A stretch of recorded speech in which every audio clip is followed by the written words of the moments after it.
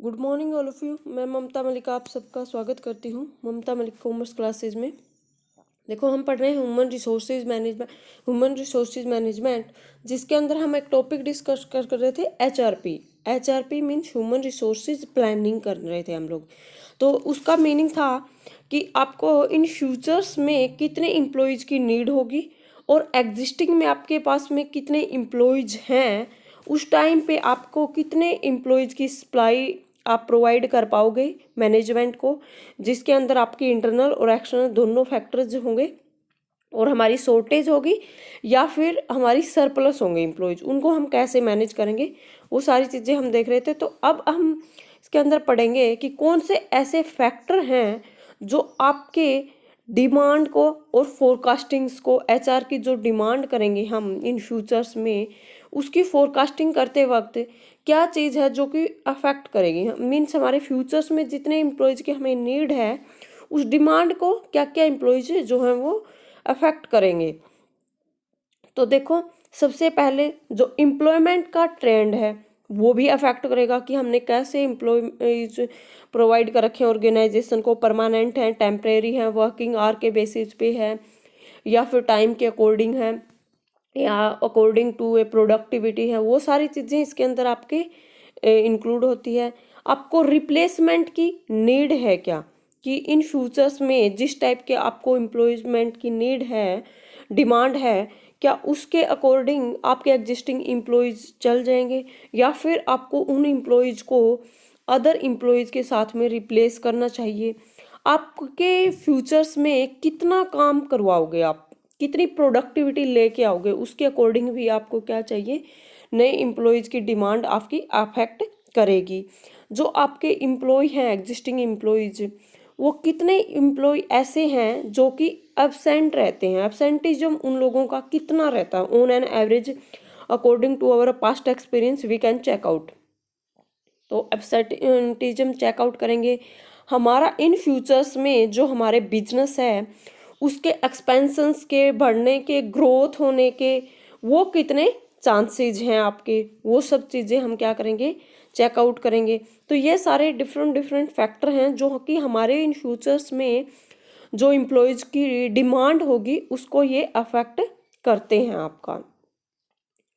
उसके बाद है आपकी कि हमने डिमांड जो है वो चेकआउट कर ली। अब हम उन फैक्टर को चेकआउट करेंगे जो इन फ्यूचर्स में अपने को सप्लाई देंगे, क्योंकि हम डिमांड को फोरकास्ट करके फिर हम सप्लाई को चेकआउट करेंगे, फिर उन दोनों का मैचअप करते हैं। तो इस वजह से यहाँ पे अब सेकेंडली हम चेकआउट कर रहे हैं कि हमारे ह्यूमन रिसोर्सेज में हमें सप्लाई कहाँ कहाँ से मिल रही है। तो देखो भाई, जिस जॉब के लिए हम फाइंड आउट कर रहे हैं ना, एक स्पेसिफिक पोस्ट के लिए हमें किस पर्सन्स की नीड है, तो उस जॉब के लिए हम सप्लाई और डिमांड को चेकआउट करेंगे। जहाँ पे हम वर्क कर रहे हैं, जहाँ पे हमें एम्प्लॉयज़ की नीड है, वहाँ की हम लिटरेसी रेट चेकआउट करेंगे, क्योंकि उसी के अकॉर्डिंग तो जितने उस एरिया में क्वालिफिकेशंस होगी, जितने पढ़े लिखे लोग होंगे, उसी के अकॉर्डिंग क्या करेंगे, वो अप्लाई करेंगे, उसी के अकॉर्डिंग हमारी डिमांड को फुलफिल कर पाएंगे। तो इस वजह से हम क्या फिर क्या चेकआउट करेंगे, उस एरियाज का जो लिटरेसी रेट होगा उसको भी चेक करेंगे। साथ में उस एरिया की पॉपुलेशंस भी, अगर उस एरिया की पॉपुलेशन लेवल ही बहुत लो है तो हमारी सप्लाई क्या होगी, ऑटोमेटिक क्या हो जाएगी, डाउन चली जाएगी। फिर उस एरिया की पॉपुलेशन जितनी एजुकेटेड है, अगर बहुत ज़्यादा एजुकेटेड है तो सप्लाई हाई होगी, अगर बहुत ज़्यादा एजुकेटेड नहीं है तो आपकी लो हो जाएगी। ये अकॉर्डिंग टू पोस्ट है। अगर हमें ऐसी पोस्ट के लिए ये सप्लाई चेकआउट कर रहे हैं जो कि एक एजुकेशन लेवल की होगी, एक वाइट कॉलर्स एम्प्लॉयज़ के लिए होगी, तो ये ऐसे होगी। अगर हम ऐसे ही चेकआउट कर रहे हैं कि ब्लू कॉलर जॉब के लिए, तो अन एजुकेटेड लोग भी चल जाएंगे उसके लिए, तो उसके अंदर आपकी लिटरेसी रेट इतना ज़्यादा इफेक्ट आपको नहीं करेगी, पॉपुलेशन वहाँ पे भी आपको अफेक्ट करेगी। फिर उसके बाद है कि इंडस्ट्री कि एक्सपेक्टेड क्या है ग्रोथ रेट। कोई भी एम्प्लॉइज जो है हमारी ऑर्गेनाइजेशन के अंदर काम करने से पहले ये चीज़ चेकआउट करना चाहेगा कि वो जिस इंडस्ट्री के अंदर काम कर रहा है उसके ग्रोथ के रेट क्या चांसेस हैं कि आगे किस किस लेवल पे वो काम कर सकती है, तभी तो वो हमारे साथ में जुड़ना चाहेगा। तो सप्लाई अगर ग्रोथ रेट चांसेस ज़्यादा होंगे तो सप्लाई ऑफ एम्प्लॉयज़ भी आपकी बढ़ जाती है, क्योंकि नए एम्प्लॉयज़ जो हैं उसके साथ में जुड़ना चाहते हैं फिर उससे। फिर है टेक्नोलॉजिकल डेवलपमेंट भी, अगर नई टेक्नोलॉजी आ रही है तो उसकी नॉलेज कितने एम्प्लॉयज़ को, हमारे न्यू पोटेंशियल एम्प्लॉयज़ को है, तो इस वजह से क्या हो सकता है कि टेक्नोलॉजी डेवलपमेंट भी आपके सप्लाई को अफेक्ट करेगी। फिर आपका कंपनसेशन सिस्टम्स कैसा है कि आप on the based of education, experience, skill और एज के अकॉर्डिंग किस चीज़ के अकॉर्डिंग आप उनको पे करते हो, ये चीज़ भी आपकी सप्लाई को अफेक्ट करेगी। अगर हमारी ऑर्गेनाइजेशंस ऐसी है जिसका कंपनसेशन लेवल बहुत ही अच्छा है तो हर एक कोई पर्सन होगा जो उसके साथ में जुड़ना चाहेगा, उस ऑर्गेनाइजेशन का एम्प्लॉय जो होगा वो बनना चाहेगा। लेकिन अगर हमारा कंपनसेशन बुरा है तो हमारे साथ कोई भी जुड़ के काम नहीं। कंपनसेशन अगर हमारा बेटर होगा तो इस सप्लाई के अंदर भी एम्प्लॉयज हमारे लिए बढ़ जाएंगे। ठीक है, ये सारी चीज़ें हैं जो कि आपको आउटसाइड से अफेक्ट करेंगी। उसके बाद है आपका देखो एस्टिमेट कर रहे हैं इंटरनल जो सप्लाई है उसके साथ में फर्म को जो नीड है वो कैसे कैसे आपको अफेक्ट करेगी। जो करंट का स्टाफ लेवल है उसके अंदर कुछ एम्प्लॉयज होंगे वो आपके इन होंगे, कुछ एम्प्लॉयज होंगे जो कि आपके आउट होंगे। तो देखो इन कैसे कैसे हो सकते हैं। अगर मान लो हमारा एक ब्रांच दूसरी जगह पे भी है हमारे ऑर्गेनाइजेशंस की, तो वहाँ से कुछ पर्सन्स हैं जो कि ट्रांसफ़र हो करके हमारी ऑर्गेनाइजेशन के अंदर आ गए। तो ट्रांसफ़र हो करके इन हो सकते हैं एम्प्लॉयज़ हमारे लिए वहाँ से, या फिर हमारी ही ऑर्गेनाइजेशंस के लिए हमारे जिस पोस्ट की नीड है हमने किसी एम्प्लॉयज़ का प्रमोशन कर दिया, वो भी हमारी ऑर्गेनाइजेशन का पार्ट बन सकता है। हमने कोई न्यू रिक्रूटमेंट कर ली, नए एम्प्लॉयज़ को हायर कर लिया, वो भी हो सकता है। कोई हमारा ऐसा एम्प्लॉयज़ था जो कुछ टाइम पे काम किया फिर हमें उसकी नीड नहीं थी, अब वो हमारी ऑर्गेनाइजेशन के साथ में काम नहीं कर रहा है, हमने उसको दोबारा से कॉल किया और उसको हमारी ऑर्गेनाइजेशन के अंदर बुला लिया, तो उसको बोलते हैं हमने क्या कर दिया, उसको रिकॉल कर लिया, तो वो भी हमारी ऑर्गेनाइजेशन के अंदर इन हो सकता है। देन उसके बाद है प्रोजेक्टेड आउटफ्लो, जो हमें छोड़ के जा रहे हैं हमारी ऑर्गेनाइजेशन के अंदर, हमने किसी का प्रमोशन कर दिया और वो दूसरी जगह चला गया, तो भी हो सकता है किसी ने आपको क्विट कर दिया, छोड़ दिया, फिर उसके बाद में टर्मिनेट कर दिया, हम लोगों ने निकाल दिया किसी को, उसके बाद में किसी को हमने रिटायरमेंट दे दी, एक टाइम पीरियड के बाद में कोई भी काम कर रहा है तो उसको हमने रिटायरमेंट दे दी, वो भी हो सकता है। किसी हमारे एम्प्लॉयज़ की डेथ हो गई तो वो भी हमारी ऑर्गेनाइजेशन को भी छोड़ के चला गया है, तो वो भी इसी का पार्ट होगा। या ले ऑफ हो गया जिसको परमानेंटली ही निकाल दिया गया है, वो भी इसका हो सकता है, वो बाय फॉल्ट उसने कुछ ऐसा परफॉर्म कर दिया तो वो भी आपकी ऑर्गेनाइजेशन से बाहर जा रहा है। फिर उसके बाद है देखो इसको हम मैनेज कैसे करेंगे, जो हमारा करंट लेवल है उसके अंदर से हम लेस कर देंगे, क्योंकि अगर मान लो जैसे 100 एम्प्लॉयज़ थे हमारे पास जो हमारी ऑर्गेनाइजेशन को छोड़ के चले गए, अगर मान लेते हैं कि 10 हमारी ऑर्गेनाइजेशन को छोड़ के चले गए तो वो तो लेस ही होंगे, अब 90 रह गए, बस इसके अंदर ऐड कर देंगे जो हमारी ऑर्गेनाइजेशन के अंदर आ गए हैं इस साल, मान लेते हैं 20 नए एम्प्लॉयज़ हैं जो कि आ गए हैं, तो अब कितनी है 110 ऐसे एम्प्लॉयज़ हैं जो हमारे पास में क्या कर रहे हैं भाई, काम कर रहे हैं। 110 हमारे पास एग्जिस्टिंग एम्प्लॉयज होंगे ऐसे, तो वो चीज़ को फाइंड आउट करते हैं हम from internal supply of this time next for the next year, हमारे लिए अवेलेबल होंगे वो लोग। आप देखो हमारे पास ना रिक्रूटमेंट के लिए भाई स्टाफिंग हमें नीड है तो हम दो जगह से एम्प्लॉयज को ले सकते हैं, या तो हम एम्प्लॉयज को जो लेंगे वो इंटरनली लेंगे या फिर आपके एक्सटर्नली लेंगे। थोड़ा सा मैं पहले एक्सप्लेन कर देती हूँ इंटरनली क्या होता है और एक्सटर्नली। जैसे विद इन ऑर्गेनाइजेशन हमें किसी जॉब को फुलफिल कर रहे हैं within our organisations, then we considers internal employments, जैसे मैंने किसी एम्प्लॉयज़ को का ट्रांसफ़र कर दिया, किसी को प्रमोट कर दिया, या सक्सेशन प्लानिंग कर ली हमने फॉर किसी जॉब के लिए, तो वो सारी चीज़ें इसका पार्ट होंगी। लेकिन हमने एम्प्लॉयज़ की नीड है और हमने कहीं से लाइक हमने क्या किया, किसी कैंपस में जाके, यूनिवर्सिटी में जाके प्लेसमेंट की है, या फिर कहीं बाहर से एजेंसी को हमने कॉन्टैक्ट दे दिया कि आप हमारे लिए नए एम्प्लॉयज़ को हायर करो, तो हम बाहर से एम्प्लॉयज़ को लेकर आ रहे हैं, तो वो आपके लिए थोड़ा सा एक्सटर्नल का पार्ट होगा। ठीक है, तो अब हम ये चीज़ चेकआउट करते हैं। अगर हम इंटरनली एम्प्लॉयज़ को हायर कर रहे हैं तो आपके लिए क्या एडवांटेज होंगी, और अगर डिसएडवांटेज भी क्या होंगी, ऐसे एक्सटर्नली की भी क्या एडवांटेज और क्या उसकी डिसएडवांटेज होंगी। तो सबसे पहले इंटरनली का है कि पॉजिटिव एम्प्लॉय रिएक्शन होता है, प्रमोशन फ्रॉम विद इन। अगर देखो हम किसी ऑर्गेनाइजेशन के अंदर काम कर रहे हैं और हमें लगता है कि हम ऐसे अच्छा काम करेंगे तो हमारा ऑर्गेनाइजेशन प्रमोशन कर देगी, तो हमारे अंदर एक मोटिवेशन होगा और हम ऑर्गेनाइजेशन के लिए कुछ ना कुछ बेटर करना चाहेंगे। और हमें ये लगता है इसके अदर कंपैरिजन में कि हम कितना भी काम कर लें हमारा कोई प्रमोशन नहीं होगा, बाहर से ही कोई बंदा आएगा जो कि हमारे ऊपर बोसगिरी करेगा, उसके अंदर हमारा कोई प्रमोशन नहीं होगा, तो वो थोड़ा सा नेगेटिव इम्पैक्ट लेके आएगा आप हमारे ऊपर।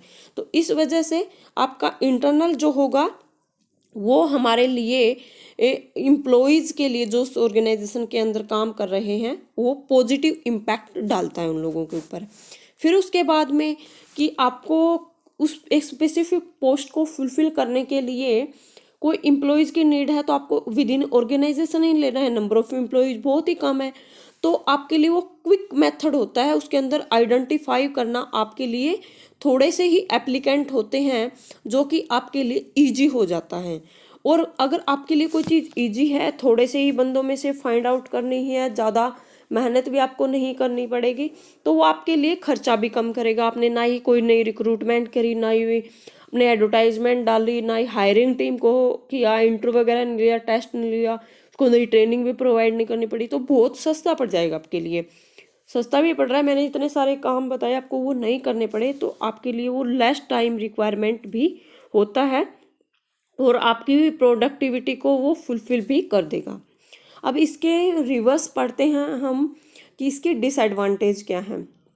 देखो आपको क्या होता है कि ऑर्गेनाइजेशंस के को बार बार हमें ऐसे पर्सन की भी नीड होती है कि जो एग्जिस्टिंग एम्प्लॉयज़ है ना, उनकी नॉलेज को, तो एबिलिटीज़ को, स्किल्स को हम पहले ही चेकआउट कर चुके, लेकिन जो नए पर्सन्स हैं जिनकी नॉलेज, स्किल, एबिलिटीज़ को हम चेकआउट कर सकते हैं, हमारे पास नई अपॉर्चुनिटीज़ हैं कि हम मार्केट्स के अंदर से नए किसी एम्प्लॉयज़ को भी हायर कर सकते थे, जो नई नॉलेज वाले बंदे को, जो कि हमने इंटरनली करके उसको नहीं किया, तो ये एक ऑर्गेनाइजेशंस के लिए ड्रॉबैक बन जाएगा आपका।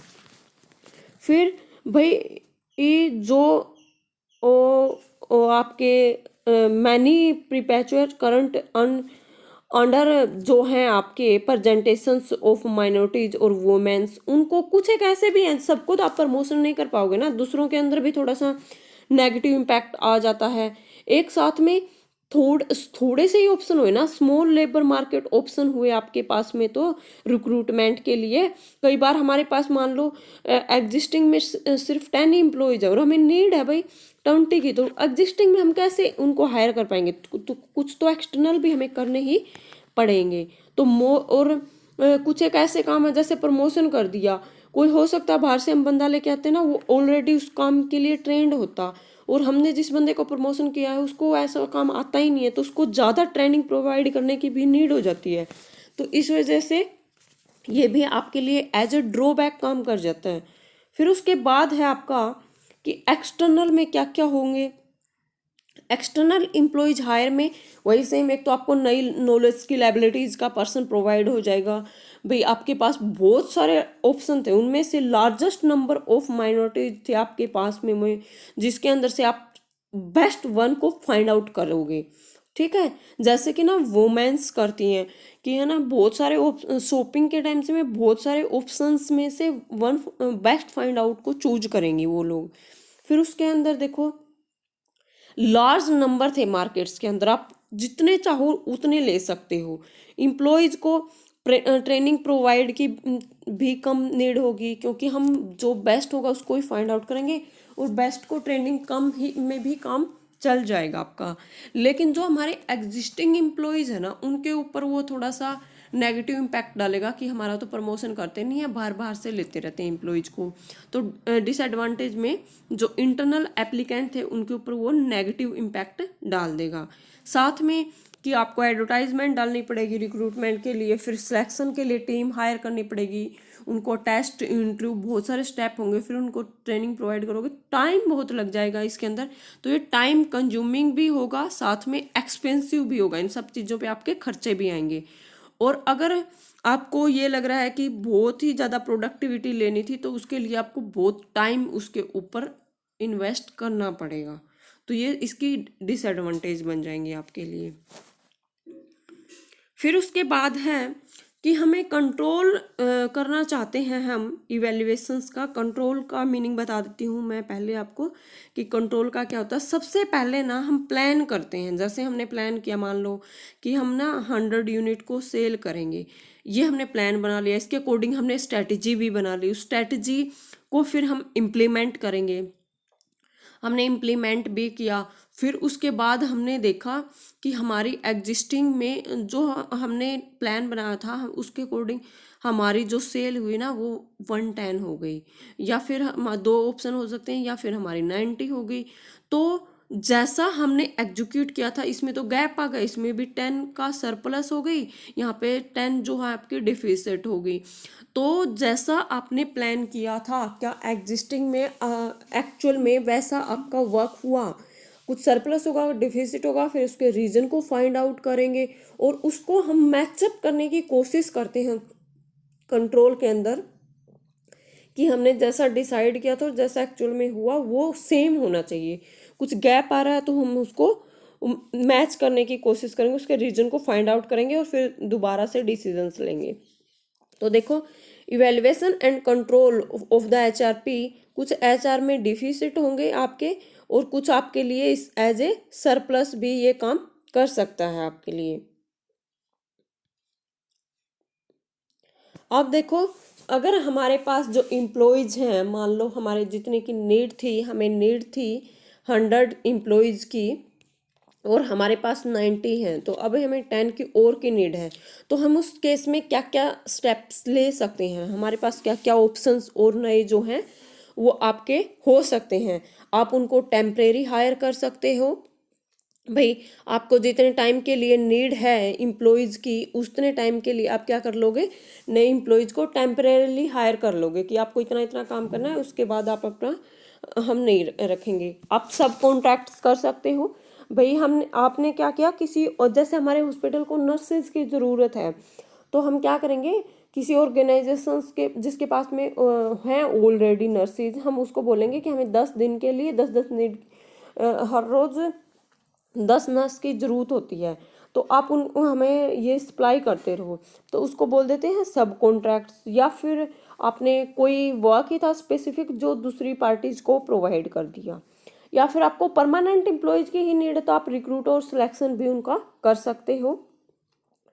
कोई या फिर ये भी हो सकता है कि आप थोड़ा सा आपकी कंपनसेशन स्कीम के अंदर चेंज कर दो।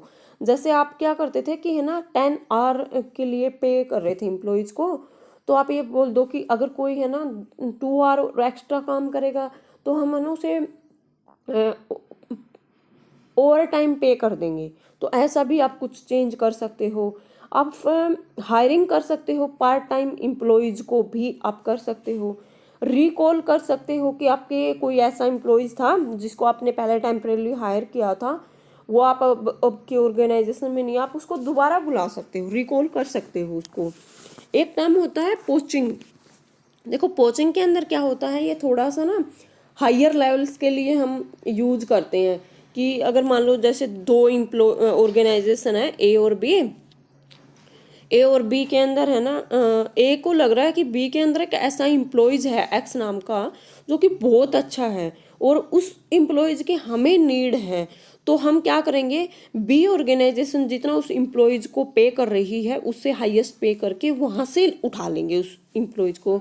तो वो आपका पोचिंग में होता है कि आप ऐसे भी कर सकते हो, या फिर आप रिटेंशंस दोबारा से उनको बुला के या फिर भी थोड़ा टाइम बढ़ा के वो प्लान भी अपने इम्प्लॉयज़ को प्रोवाइड कर सकते हो। ये हम शॉर्टेज के टाइम पे, जब हमें और ज़्यादा नीड है, हमारी जो सप्लाई है वो डिमांड जो है पहले के कंपैरिजन में ज़्यादा है, तो उस टाइम पे हम इसको यूज करते हैं। और अगर मान लो हमारे एग्जिस्टिंग एम्प्लॉयज़ ही सरप्लस हैं, हमें अभी जो काम कर रहे हैं वो ज़्यादा हैं और हमें नीड है कम की, तो उस टाइम पे क्या कर सकते हैं, हम दूसरी ब्रांच में ट्रांसफ़र कर सकते हैं, उनको निकाल सकते हैं, रिकॉल कर सकते हैं। जैसे उसमें टाइम पे क्या हुआ था, मैं ये कह रही थी ना, 10 घंटे काम कर रहे हैं, हम उनको 2 घंटे और ज़्यादा कर रहे हैं। अब हम ये उनको ये बोल सकते हैं कि आप क्या करो, 8 ही घंटे काम होगा भाई, उनका ओवर टाइम रिड्यूस कर दिया, पार्ट टाइम कर दिया, उनको टेम्परेरी असाइनमेंट दे दिया, भाई इतने टाइम तक हम आपको नहीं रख सकते, हमारे पास इतनी नीड ही नहीं है। जो नई हायरिंग कर रहे थे, हम नए एम्प्लॉयज़ को लेके आ रहे थे ऑर्गेनाइजेशन के अंदर, उनको फ्रीज कर दिया। फ्रीज में एक बार रोक दिया उन चीज़ों को, बाद में देखते हैं जब उसकी नीड होगी, जब हम कर लेंगे, वो भी उसका पार्ट हो सकते हैं। ट्रीटेशंस कर दिया हमने भाई, जिसकी नीड नहीं थी उसको हमने रिटायर टाइप्स हो जाता है, निकाल दिया मीन्स। जॉब शेयरिंग कर दिया। जॉब शेयरिंग में क्या होता है कि आपको वो थोड़ा सा ये हो जाएगा कि एक ही बंदा 2-3 टाइप के काम कर लेता है, तो वो 2-3 एम्प्लॉयमेंट की नीड को फुलफिल कर देता है, तो वो भी हो सकता है आपका।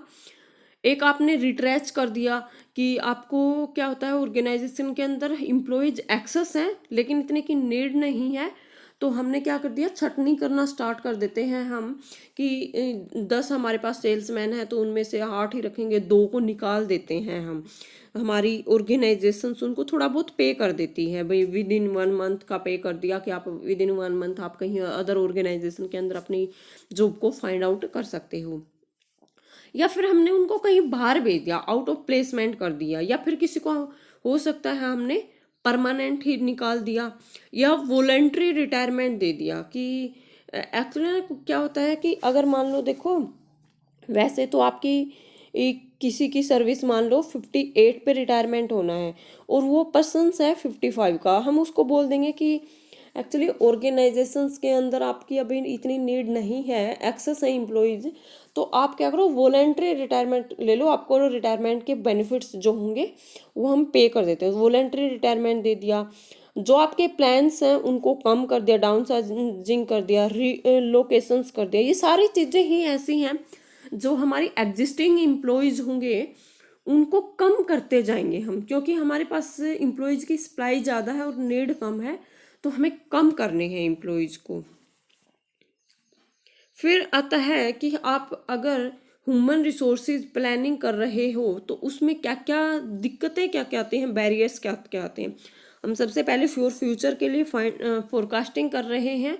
फ्यूचर के लिए फोरकास्टिंग करना मीन्स अनसर्टेनिटीज, इनएक्यूरेसीज आएंगी उसके अंदर।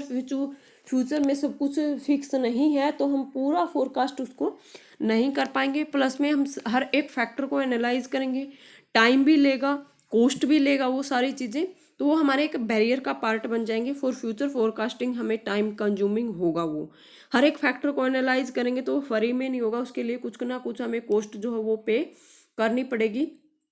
तो आपके लिए वो क्या होगा भाई, टाइम कंज्यूमिंग भी होगा और एक्सपेंसिव भी होगा।